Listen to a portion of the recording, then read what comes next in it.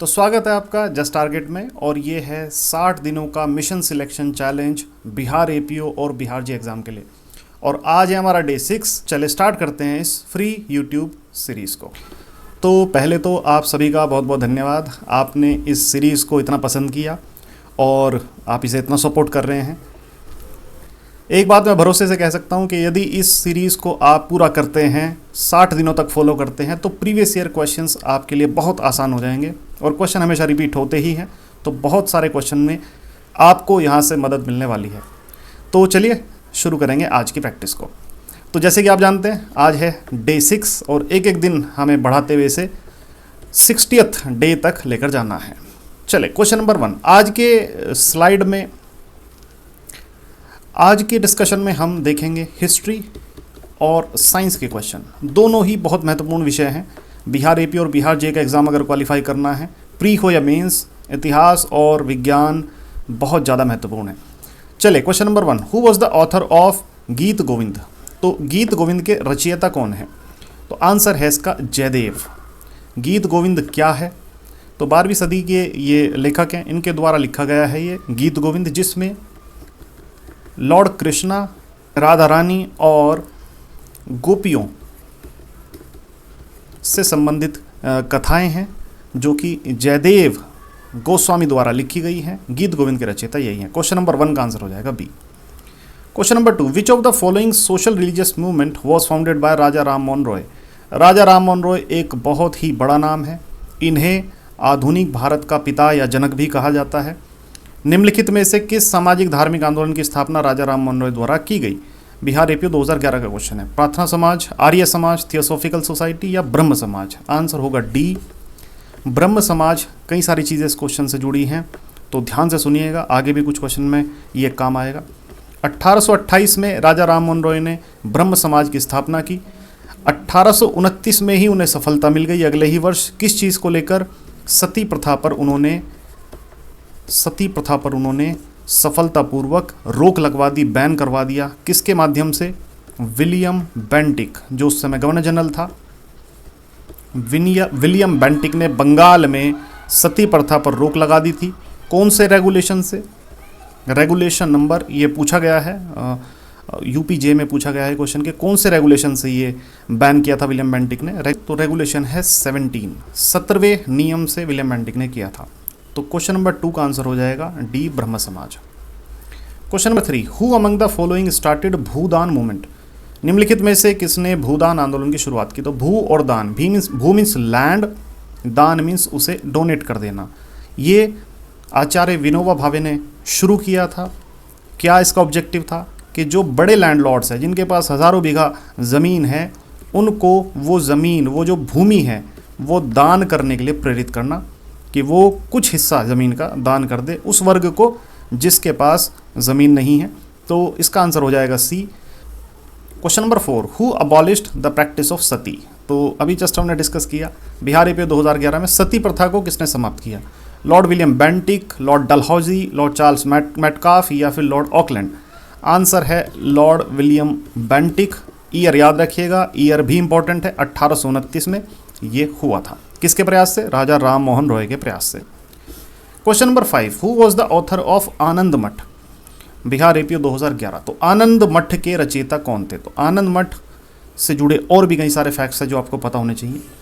आनंद मठ एक वर्णन है किस चीज़ का? सन्यासी रिवोल्ट का। एक सन्यासी विद्रोह है, ये सन्यासी रिबेलियन है, बहुत फेमस बंगाल का। बंगाल में ये अंग्रेज़ों के खिलाफ एक बड़ा विद्रोह हुआ था। 1763 से 1800 तक चला, तो बहुत लंबा विद्रोह चला।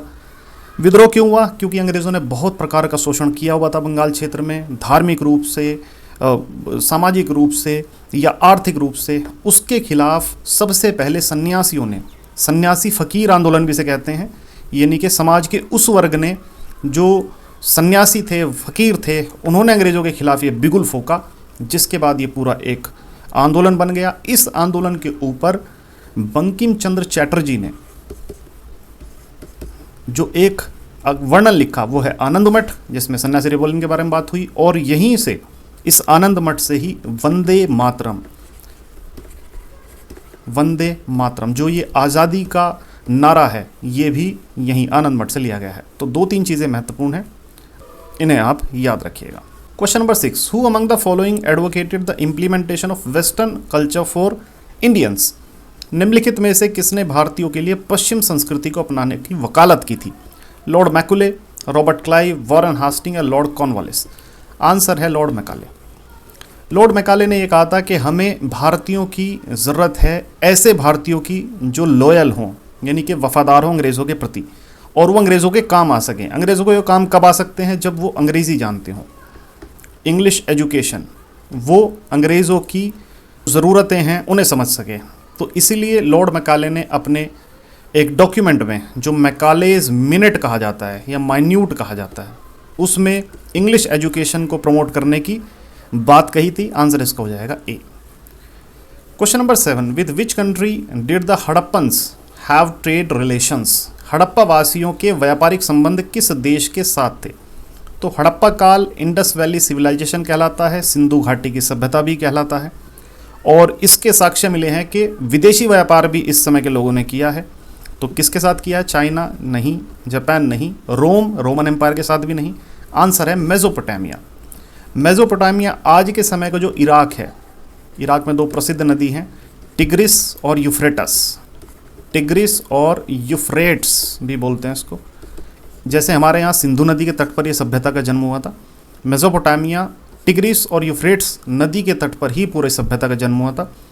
तो इस सभ्यता के भीतर जब खुदाई हुई तो पाया गया कि वहाँ पर आईवीसी के कुछ मुद्राएं हैं, यानी कि आईवीसी के कुछ सामान का वहाँ पर पता चला। ठीक उसी तरीके से आईवीसी के नगरों में जब खुदाई की गई तो मेसोपोटामिया के कुछ मुद्राएं मिली, तो जिससे पता चला कि इनका आपस में संबंध था और ये व्यापारिक तरीके से एक दूसरे से जुड़े थे। चले question number 8, who among the following was not a वैदिक डीटी? बिहार एपी 2011। डीटी देवता को बोलते हैं, तो निम्नलिखित में से कौन एक वैदिक देवता नहीं थे? तो वैदिक काल 2 भागों में बटा हुआ है। एक को बोलते हैं वैदिक पीरियड, जो पहले आया, इसे ऋग्वैदिक पीरियड भी कहते हैं, और दूसरे को बोलते हैं लेटर वैदिक पीरियड, उत्तर वैदिक काल। वैदिक पीरियड में इंद्र, अग्नि, वरुण, ये 3 मुख्य देवताओं को पूजा जाता था। अगर ऋग्वेद की बात करें, ऋग्वेद में भी सबसे महत्वपूर्ण इंद्र, फिर अग्नि और फिर वरुण। वहीं लेटर वैदिक में त्रिमूर्ति की पूजा होती थी। त्रिमूर्ति की पूजा होती थी। त्रिमूर्ति मतलब ब्रह्मा, विष्णु, महेश्वर। तो ये दोनों याद रखने हैं आपको। यहाँ पे क्वेश्चन क्या पूछा गया है? एक वैदिक डीटी नहीं थे, तो इंद्र तो थे, वरुण भी थे, अग्नि भी थी, कार्तिकेय नहीं। आंसर हो जाएगा सी, कार्तिकेय नहीं है। Question number 9, which of the following statements is true regarding Buddhas concept of God? Buddha की ईश्वर की अवधारणा के संबंध में निम्नलिखित में से कौन सा कथन सत्य है? तो गौतम बुद्ध का मानना यह था कि ईश्वर का अस्तित्व है। ऑप्शन बी, ईश्वर का अस्तित्व नहीं है। ऑप्शन सी, बुद्ध इस विषय पर मौन रहे, या उपरोक्त में से कोई नहीं। तो देखिए, गौतम बुद्धा ने गॉड हैं ना तो कभी ये कहा, गॉड नहीं है ना कभी ये कहा। उन्होंने कहा इन सब चीज़ों से ही बाहर आ जाइए, गॉड हैं या नहीं है इस मुद्दे में जाना ही नहीं है। तो करना क्या है? उन्होंने कर्मा की जो थ्योरी है उसको प्रधान माना और अपने 4 कटु सत्य के माध्यम से कहा कि अष्टांग मार्ग को अपनाइए। अष्टांग मार्ग क्या है, ये थोड़ा डिटेल में जाना पड़ेगा हमें समझने के लिए। अष्टांग मार्ग, उसमें हम अभी नहीं जा रहे हैं। तो इस क्वेश्चन का आंसर यहाँ पे क्या होना चाहिए? ना तो ये दोनों बातें कही हैं गौतम बुद्ध ने, और ना ही नन ऑफ दीज हो सकता है। आंसर इसका सी है। हालांकि एक चीज़ आप ध्यान रखिएगा, अगर बुद्धिज़्म के बारे में बात हो, यानी कि बौद्ध धर्म के बारे में बात हो, तो बौद्ध धर्म को कहा गया है a religion without God and without soul. Without God and soul, एक ऐसा धर्म जिसमें ना तो किसी भगवान को माना जाता, ना कोई आत्मा का कॉन्सेप्ट है। तो ये बौद्ध धर्म ही है। तो 9 का आंसर सी हो जाएगा। Question number 10, which of the following is a temple from गुप्त पीरियड? निम्नलिखित में से कौन सा मंदिर गुप्त काल का है? तो गुप्त काल याद रखिएगा, गुप्ता पीरियड फेमस है किस चीज़ के लिए? मंदिर निर्माण यहीं से शुरू हुआ है। एंशंट हिस्ट्री में मंदिर निर्माण गुप्त काल से शुरू हुआ है 320 एडी के बाद। तो क्या आप ये कह सकते हैं कि इससे पहले भारत में मंदिर निर्माण होता ही नहीं था? हाँ जी, ये बिल्कुल सही है। अब क्वेश्चन पे आते हैं, निम्नलिखित में से कौन सा मंदिर गुप्त काल का है? ओडिशा का लिंगराज मंदिर, खजुराहो का कंद्रिया महादेव मंदिर, देवगढ़ का दशावतारा टेम्पल या महाबलीपुरम का शोर टेम्पल? आंसर है इसका सी, देवगढ़ का दशावतारा टेम्पल है ये one of the earliest temple, यह सबसे पहला मंदिर की संज्ञा से दी जाती है जो भारत में बना है। देवगढ़ या उत्तर प्रदेश के झांसी ललितपुर वाले यानी बुंदेलखंड वाले क्षेत्र में पाया जाता है। 10 का आंसर है सी। यदि जीएस के किसी भी सब्जेक्ट में आप स्ट्रगल कर रहे हैं, आपको लग रहा है कि ये सब्जेक्ट हमने कभी लाइफ में पढ़ा नहीं है, कभी स्कूल में पढ़ा होगा, अभी कुछ भी याद नहीं है, और उसकी वजह से आपका जुडिशरी का कोई एग्ज़ाम क्वालिफाई नहीं हो पा रहा है, तो जस्ट टारगेट आपके लिए लेकर आया है 50% ऑफ के साथ वो सारे सब्जेक्ट जो जुडिशरी के वेरियस एग्ज़ाम्स में बहुत इंपॉर्टेंट है पढ़ना। पूरा बंडल कोर्स भी आप ले सकते हैं, इस पर भी अभी ऑफ चल रहा है। अगर पूरे सिलेबस की पूरे अच्छे तरीके से तैयारी करनी है तो एक बार जीएस जो है वो ढंग से करना पड़ेगा। तो जस्ट टारगेट के माध्यम से आप ये सिलेबस कवर कर सकते हैं। चलिए चलेंगे आगे। Question number 11, which of the following chemicals became a symbol of India's freedom struggle? निम्नलिखित में से कौन सा रसायन भारत के स्वतंत्रता संग्राम का प्रतीक बन गया? इस क्वेश्चन को बहुत अच्छे तरीके से आयोग ने 2 सब्जेक्ट के माध्यम से मिक्स करके दिया है। ये क्वेश्चन हिस्ट्री का भी है, साथ ही साथ ये क्वेश्चन केमिस्ट्री का भी है, केमिस्ट्री यानी साइंस। तो अगर हम ऑप्शन देखें, ग्लूकोज, मेडिसिन या दवाई, फर्टिलाइजर उर्वरक या सोडियम क्लोराइड, तो अगर आपने साइंस नहीं पढ़ा है तो ये चारों ऑप्शन आपको कुछ भी समझ नहीं आएंगे। लेकिन अगर हल्का फुल्का भी आइडिया है तो हमारे इतिहास से नमक जुड़ा हुआ है।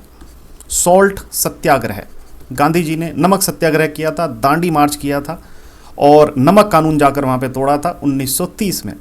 तो अब यहाँ तो नमक कहीं दिया नहीं गया ऑप्शन में, तो केमिकली सोडियम क्लोराइड NaCl को साधारण नमक ही कहते हैं। हाँ जी, ये वही सफ़ेद नमक है जो हमारे किचन में हम इस्तेमाल करते हैं खाना पकाने में। आंसर इसका डी होगा। बहुत अच्छा क्वेश्चन है। 11 का answer D. Question number 12, what is use to convert AC to DC? Bihar APO 2011। AC को DC करंट में बदलने के लिए किसका उपयोग किया जाता है? AC वो बिजली होती है जो हमें बिजली के खंभों के द्वारा प्राप्त होती है, सरकार हमें प्रोवाइड करती है।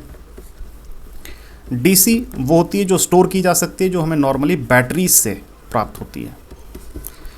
अब AC से DC कन्वर्जन का काम किसका है? रेक्टिफायर, याद रखिएगा, रेक्टिफायर एक डिवाइस होती है।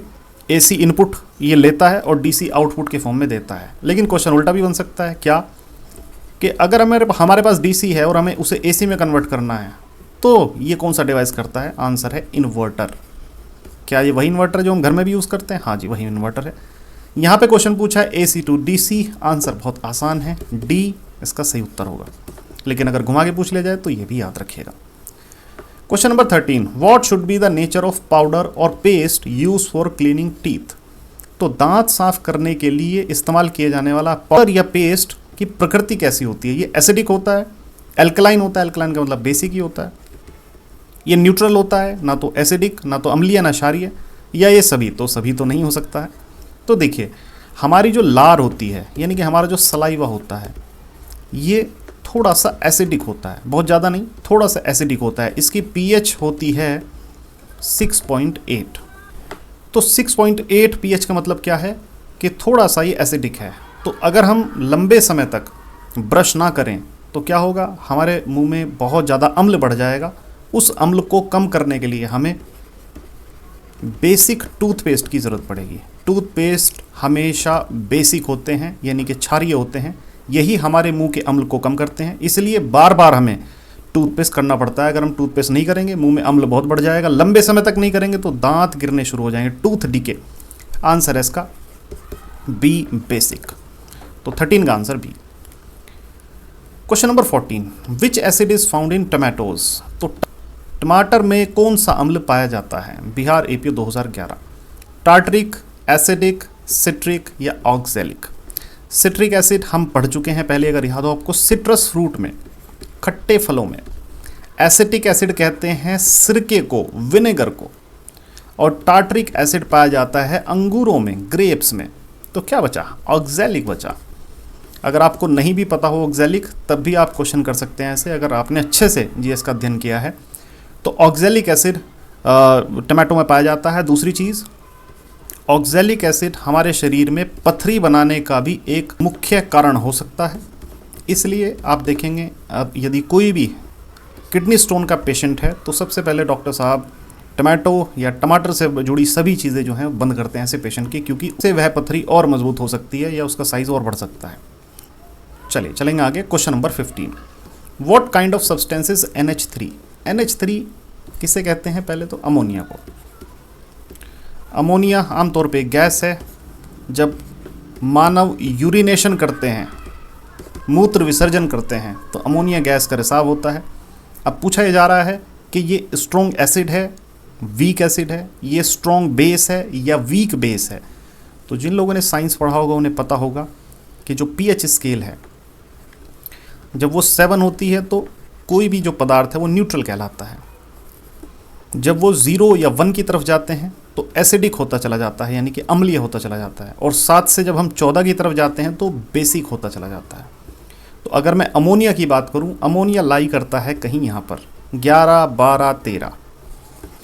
तो अमोनिया की pH है 11, 12, 13। अब आप मुझे कमेंट सेक्शन में बताएंगे कि इन चारों में से क्या इस क्वेश्चन का आंसर होना चाहिए। क्वेश्चन नंबर 15, अमोनिया एक स्ट्रॉन्ग एसिड है, एक वीक एसिड है, एक स्ट्रॉन्ग बेस है या एक वीक बेस है। चलते हैं आगे। Question number 16, which metal is used in thermometer? Thermometer में किस धातु का उपयोग किया जाता है? तो थर्मामीटर में मर्क्यूरी, पारा का इस्तेमाल किया जाता है। आंसर इसका बी हो जाएगा। बहुत ही सिंपल क्वेश्चन है। पारे का ही क्यों किया जाता है? और भी तो धातु हैं। पारे का इस्तेमाल इसलिए किया जाता है, ये हम ऑलरेडी पढ़ चुके हैं, क्योंकि ये रूम टेम्परेचर पर भी लिक्विड फॉर्म में रह सकता है, इसलिए ये बहुत अच्छा हमें रीडिंग देता है। 16 का answer B. Question number 17, which gas is used to stop the growth of bacteria? Bacteria की वृद्धि को रोकने के लिए किस गैस का उपयोग किया जाता है? SO2, SO3, CO2, NH3। Answer है इसमें sulphur dioxide, SO2, sulphur dioxide. अब ये करता कैसे है? ये प्रिजर्वेटिव के रूप में काम करता है। प्रिजर्वेटिव किसे कहते हैं? जो खाने के आइटम्स होते हैं उनको लंबे समय तक खराब ना होने देने के लिए जो भी केमिकल इस्तेमाल होते हैं उन्हें प्रिजर्वेटिव कहते हैं। तो ये जो गैस है SO2, सल्फर डाइऑक्साइड, ये प्रिजर्वेटिव के रूप में इस्तेमाल की जाती है। आंसर हो जाएगा A. Question number 18, name the hormone that lowers blood sugar levels? उस हार्मोन का नाम बताइए जो रक्त शर्करा के स्तर को कम करता है। बिहार APO 2011। तो देखिए, जब भी कोई व्यक्ति शुगर, किसी भी तरह का मीठा खाता है, उसके ब्लड में शुगर लेवल बढ़ जाता है।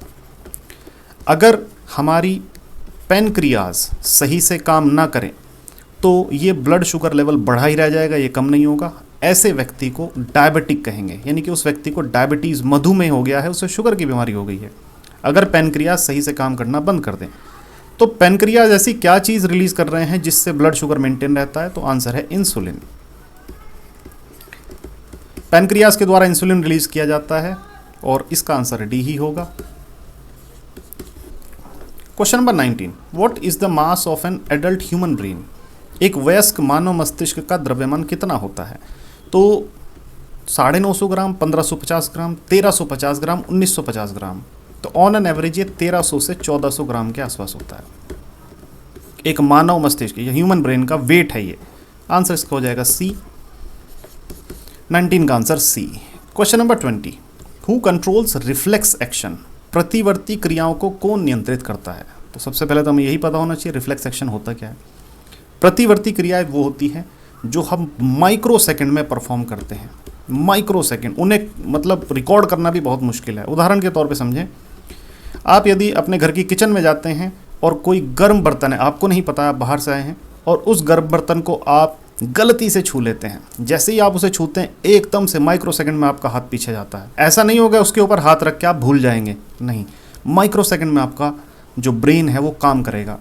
तो ये रिफ्लेक्स एक्शन के लिए जिम्मेदार कौन है? ऑप्शंस है medulla oblongata, spinal cord, mid brain या सेंसरी नर्व्स। तो आंसर इसका होगा बी, स्पाइनल कोड। हिंदी में इसे मेरू रज्जू भी कहते हैं। मेरू रज्जू कहाँ मिलती है? ये हमारी रीढ़ की हड्डी में, बैकबोन में, रीढ़ की हड्डी में। At what age does a boy reach puberty? एक लड़का किस उम्र में यौवन तक पहुंचता है? तो प्यूबर्टी का मतलब यहाँ पर ये है कि एक लड़का अब वयस्क बनने की तरफ चल पड़ा है। वयस्क का मतलब यहाँ पे क्या है कि उसके जो फेशियल हेयर है, दाढ़ी मूंछ है, वो आनी शुरू हो जाएंगी, जनांग जो है उसके वो बदलने शुरू हो जाएंगे, उसकी आवाज़ जो है वो भारी हो जाएगी, और वो अब फर्टिलाइजेशन वाली एज में भी एंटर करना शुरू कर देता है। आम तौर पर ये जो है 13 से 15 वर्ष में होता है। आंसर इसका हो जाएगा ए, 13 से 14, यही इसका आंसर है। Question number 22, if a normal body temperature is 37 degree Celsius, what is the ideal temperature for testis. यदि शरीर का सामान्य तापमान 37 डिग्री सेल्सियस है तो अंडकोश टेस्टिस के लिए आदर्श तापमान क्या होगा। तो टेस्टिस क्या होते हैं, अंडकोश या अंडाशय कह सकते हैं, किसका, मेल का। ये केवल पुरुषों में होते हैं, महिलाओं में नहीं होते। महिलाओं में ओवरी होती है। इसके अंदर क्या बनता है, स्पर्म, मैन का जो वीर्य है, या कह सकते हैं पुरुषों का जो अंडा है उसका निर्माण यहीं पर होता है, और ये हमेशा कम टेम्परेचर पर ही रहना चाहिए। बॉडी से 2 से 3 डिग्री इसका तापमान कम ही रहना चाहिए। अगर इसका तापमान बॉडी से कम नहीं रहता है, ज़्यादा रहता है, ये अच्छा नहीं है फर्टिलाइजेशन प्रक्रिया के लिए। तो यहाँ पर हमें दिया गया है 37 डिग्री बॉडी का टेम्परेचर है, मैंने बताया 3 डिग्री के करीब कम रहता है। आंसर क्या हो जाएगा, 34 डिग्री सेल्सियस, ये टेस्टिस का यानी अंडाशय का तापमान होना चाहिए। Question number 23, what do man use for birth control, Bihar APO 2011। पुरुष जन्म नियंत्रण के लिए किसका उपयोग करते हैं, लूप, कॉन्डम, कोपर्टी या मालाडी। तो पुरुष बी, कॉन्डम का यूज़ करते हैं। क्यों, क्योंकि ये जो स्पर्म है मैन का, वो वीमेन की यूट्रस में जाने से उसे रोकता है, गर्भ में जाने से रोकता है। तो इसका आंसर हो जाएगा बी। बाकी जो लूप है, कोपर्टी है या मालाडी है, ये सब बर्थ कंट्रोल के तरीके हैं महिला के लिए, ये पुरुष इस्तेमाल नहीं करता है। तो क्वेश्चन नंबर 23 का answer B. Question number 24, probability of a boy और a girl being born is, लड़के या लड़की के जन्म की संभावना क्या है। 1:2, लड़के की 1 है, लड़की की 2 है। 2:1, लड़के की संभावना ज़्यादा है, लड़की कम है। 3:1 या फिर 1:1। तो अगर आपने साइंस में XX और XY क्रोमोसोम पढ़े हैं, XX सेक्स क्रोमोसोम हैं फीमेल के, महिला के, और XY मेल के सेक्स क्रोमोसोम हैं। इनका फर्टिलाइजेशन से ही बेबी बॉय या बेबी गर्ल का निर्माण होता है, और X रिप्रेजेंट करता है महिला को, Y रिप्रेजेंट करता है पुरुष को, और जिसकी प्रोबेबिलिटी हमेशा 50-50 होती है, यानी कि बेबी गर्ल और बेबी बॉय होने की संभावना पूरी 1-1 होती है। आंसर हो जाएगा D. Question number 25, unit of force in MKS system. MKS प्रणाली में बल की इकाई क्या है। MKS क्या है, मीटर, किलो, और सेकेंड सिस्टम में क्या है ये यूनिट ऑफ फोर्स। तो जूल नहीं, वॉट नहीं, मीटर सेकेंड नहीं, आंसर है न्यूटन। तो इस तरीके से ये थे 25 क्वेश्चन जो आज हमने कवर किए। बिहार जे और बिहार एपीओ के प्री एग्ज़ाम के लिए बैच चल रहा है 7 से 8 बजे। डेमो क्लास फ्री है, अगर आप लेना चाहें ये आप ले सकते हैं। आज के लिए रखेंगे इतना ही। अगर सेशन पसंद आया तो एक लाइक तो बनता है। मुलाकात होगी अगले सेशन में। बाय बाय, जय हिंद।